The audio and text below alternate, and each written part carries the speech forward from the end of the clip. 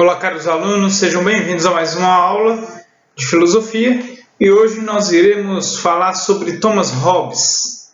Hobbes, que nasceu em 1588 e faleceu em 1679.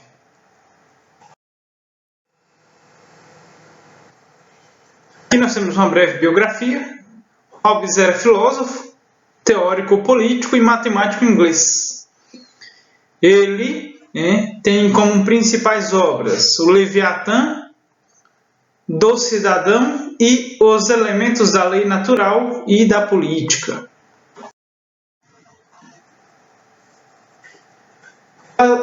Thomas Hobbes, o primeiro grande filósofo contratualista, o indivíduo assume uma renúncia quase total, prestando obediência ao soberano instituído pelo pacto em nome de sua segurança.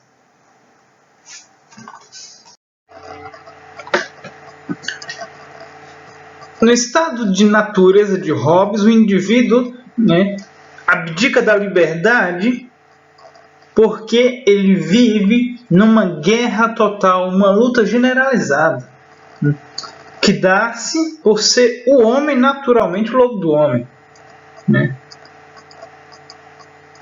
A reflexão que o filósofo propõe ela é curiosa, porque natureza, Hobbes diz que por natureza todos os homens são absolutamente iguais.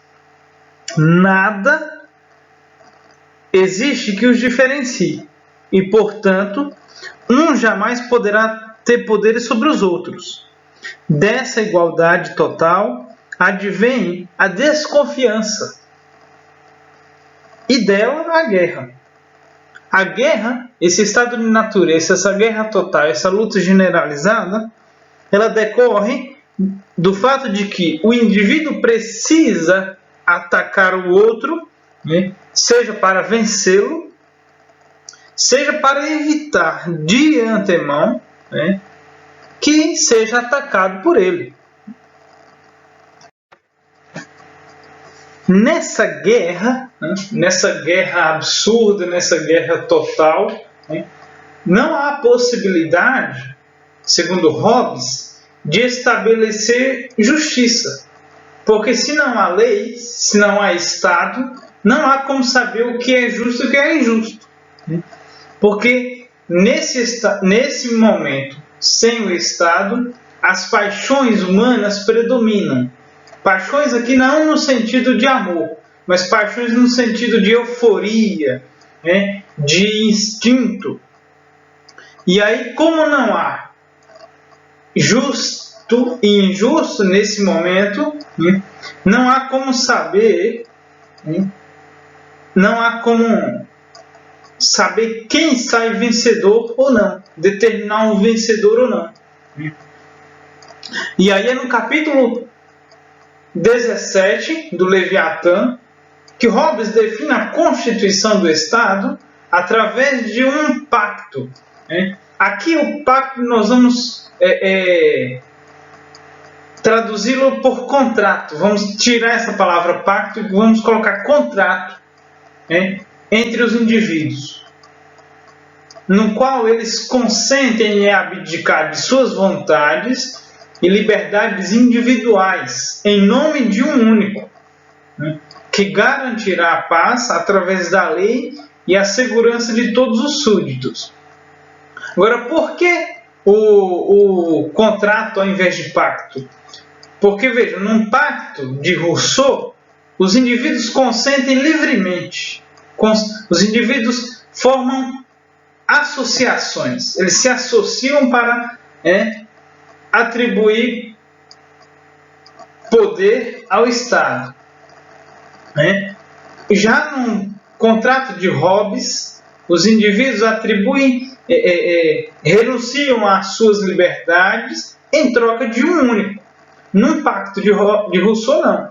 Todos se juntam livremente e, junto com o Estado, junto com a instituição, eles participam da governança.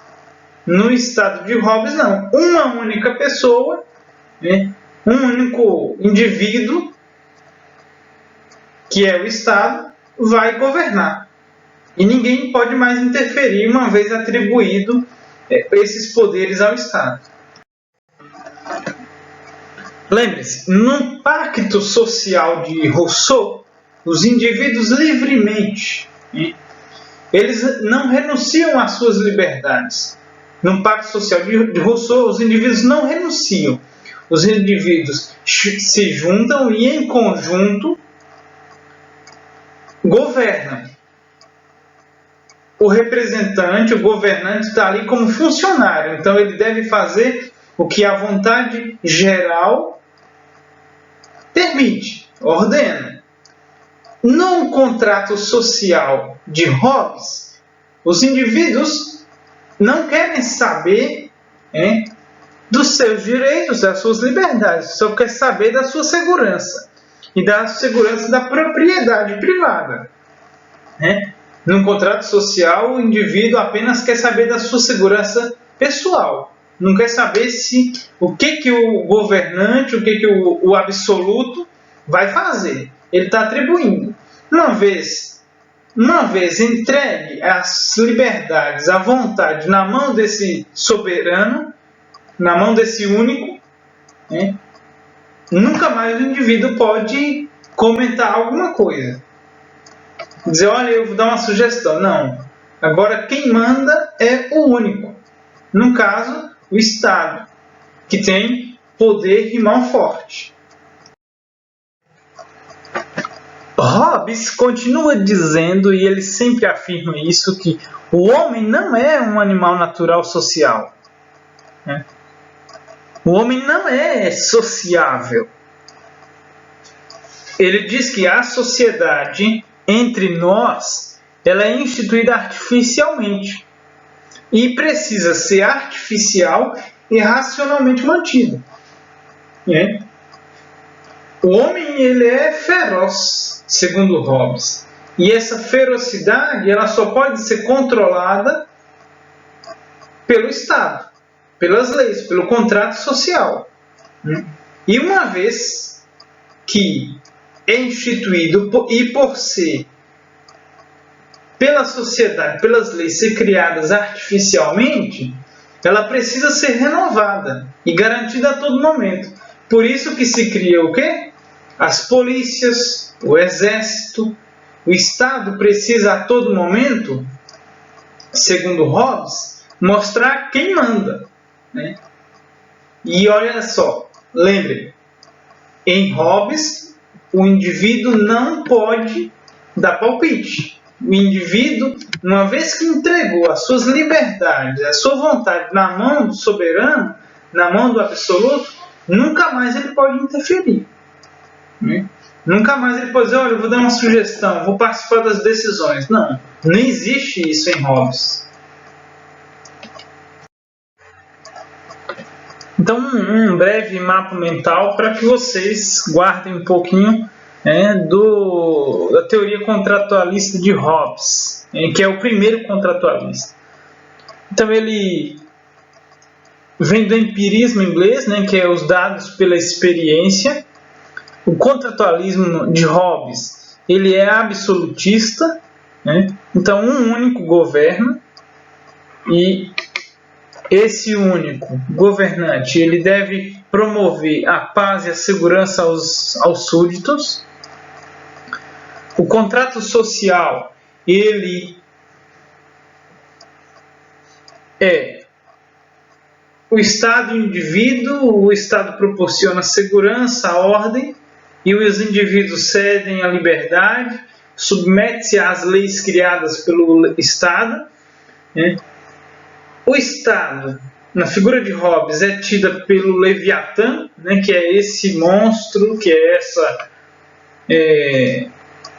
esse soberano em que me parece que tem como se fossem escamas que são representados pelos indivíduos que cedem a sua liberdade. O homem é lobo do homem, nesse constante estado de guerra. E aí a necessidade, o estado de natureza cria a necessidade do Estado. né, do político, do social. O estado de natureza é liberdade, medo, não há garantias de sobrevivência. No estado, né, as leis opressoras, a segurança, a sobrevivência garantida. O estado garante que ninguém te mate, né, na visão de Hobbes. Vamos dizer assim, o único que teria autorização para fazer isso é o Estado.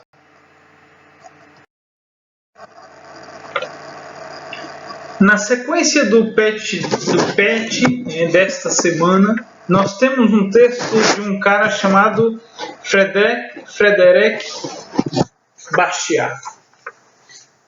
E aí ele diz que o Estado ele deve agir como garantidor das liberdades. Bastiat nasceu em 1801 e faleceu em 1850. Bastiat era economista, filósofo, escritor e jornalista. Ele é um francês.